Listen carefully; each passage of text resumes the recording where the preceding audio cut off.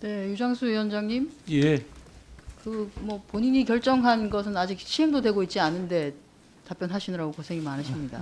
네. 내년 되면 아마 더 답변하실 게 많으실 것 같으니까 네, 연습하신다 생각하시면 될 것 같습니다.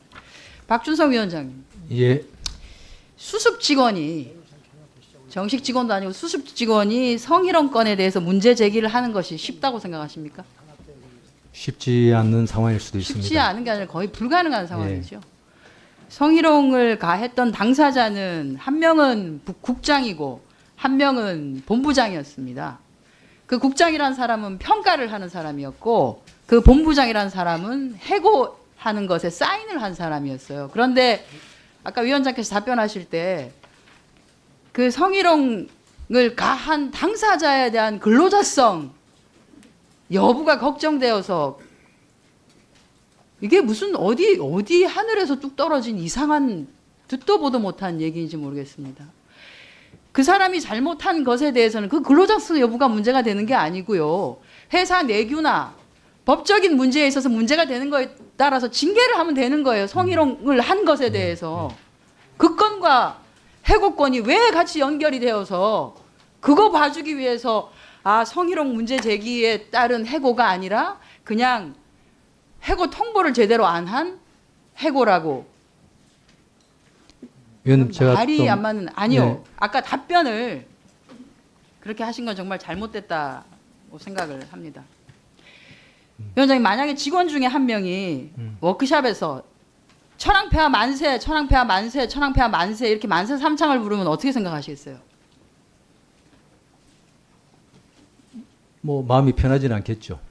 마음이 편하지 않은 정도입니까? 아니면은 공직자로서 공공기관에 몸을 담고 있는 사람으로서 국민이 지켜보는 가운데 지켜야 되는 품위를 제대로 지켰는지, 이게 국민들이 요구하는 도덕성이나 이런 것들을 만족하고 있는 건지에 대해서 문제를 삼고 당연히 징계를 해야 되겠죠. 예, 그게 사실이라면은 징계 대상이 될 수 자, 있겠습니다. 노동위원회에서 실시했던 이종호 사건에 대해서 한번 보도록 하겠습니다. 2016년에 있었던 아주 큰 떠들썩했던 사건입니다. 이종호라고 하는 KI의 기후변화 센터인가 센터장이 워크숍에 참여를 해서 천황폐하 만세 삼창을 부르고 일본은 뭐 어머니의 나라라는 발언에 뭐 할아버지는 동양 척식 주식회사에 다녔으며 뭐 친일파였다라고 하는 발언을 이렇게 저렇게 한 것이 결국 보도가 됐죠. 그래서 당시 2016년에 국무조정실에서 감사를 했는데 한 달에 걸쳐서 감사를 했습니다. 당시 워크숍에 참석했었던 사람들, 환경 관련한 단체의 직원들 한 70여 명을 대상으로 조사를 했는데 이 발언이 사실이었다라고 해서 중징계를 내려라라고 그 KEI에 얘기를 했습니다. 근데 KEI는 중징계 중에서 가장 경징계인 정직 2개월을 했습니다. 그러자 그 중징계, 정직 2개월도 부당하다고 이정호는 충남진호위에다 부당징계 구제 신청서를 제출을 합니다. 그럼 충남진호위는 빨리 판단을 해주면 돼요. 이게 국가공직자로서 지켜야 되는 품위 유지를 위반했는지 윤리 강령에 맞는지 안 맞는지를 해서 판단을 해주면 되는데 판단을 안 하고 질질질질 1년을 끌었습니다. 그 1년을 끄는 동안 별도로 행정재판이 열려서 재판에서 1심에서는 이정호가 승소를 합니다. 승소가 있는 거를 기다렸다는 듯이 충남진호위가 바로 구제 신청을 합니다. 정직이 과하다. 정직 무효라고 하는 거죠. 그리고 KI가 재심 청구를 했는데 재심 신청에 대해서 중노위는 재심을 기각합니다. 부당징계라고 하는 것을 확정을 했던 것이죠. 최근에 2심 재판 결과가 나왔습니다. 2심 재판 결과 뒤에 넘겨주세요.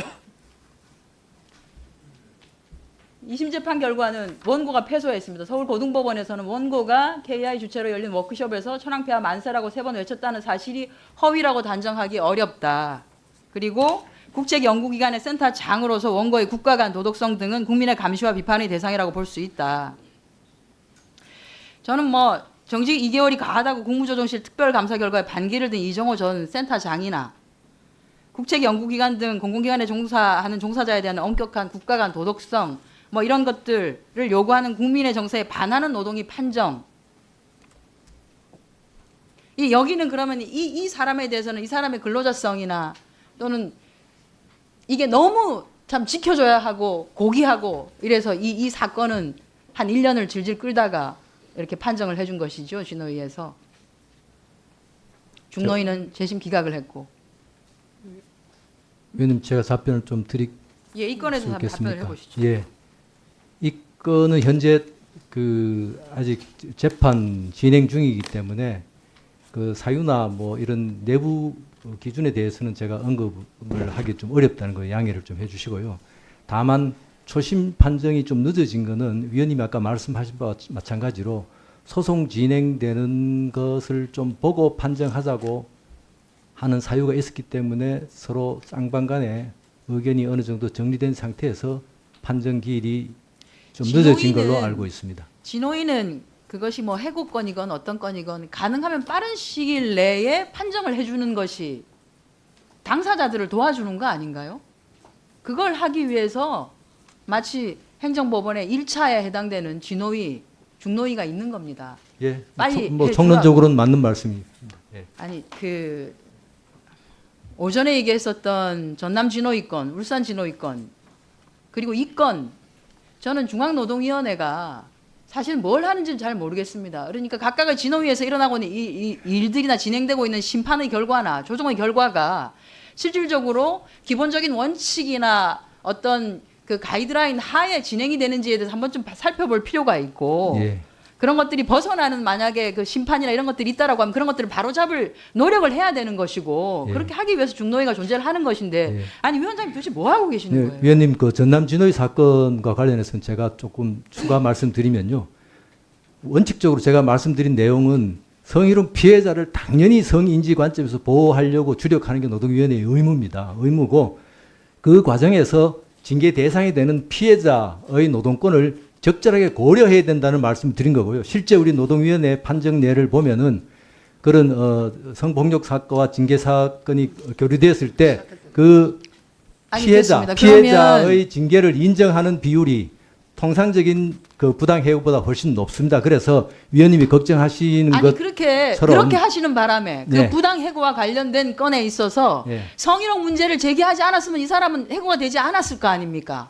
아닙니다. 그 판정문이 절차상의 이유만 언급을 하고 성희롱 사유에 대해서 언급을 하지 않는 것은 위원님 그 일반 징계 사건의 경우에 징계 사유 양정 판정문에 성희롱 사건에 대해서 언급을 하지 않고 그냥 단순히 예예예 그 해고- 이유는 해고 통지와 관련된 건 많이 문제가 되었다고 하는 바람에 사업주가 계약직으로 채용해서 다시 해고해버리는 결과를 낳고 있잖아요. 그 뒷부분의 연결고리는 아니요, 또 별걸 이거는 치고 진호위가 어떤 판단을 했는지 모르지만 예. 진호위가 적절한 판단을 한 것이 아니고 그 건에 대해서 지금 중노위가 지금 답변을 하고 계시는 것도 역시 적절하지 않습니다. 위원 제가 조금만 정리 말씀드리겠습니다. 징계 사유 양정 절차를 기준으로 판단을 하는데 특히 징계 해당 절차와 관련해서 성희롱을 했던 사람은 예. 성희롱을 한 사람은 해당 회사에서 적절한 징계를 받으면 예, 그래서 징계 절차와 관련해서 명백하고 객관적인 하자가 있을 경우에 통상 판정의 결론은 이런 법적으로 지켜야 될 해고 통지, 서면 통지 의무 이런 걸 명백하게 위반했기 때문에 기각을 하는 걸로 그렇게 정리된 걸로 좀 이해를 해주시면 되겠습니다. 물론 예.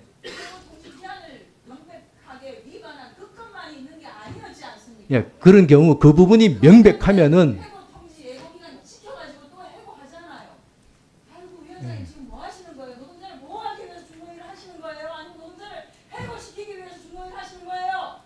제가 말씀드렸습니다.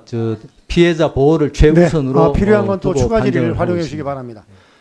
다음은 김동철 의원님 질의해 주시기 바랍니다.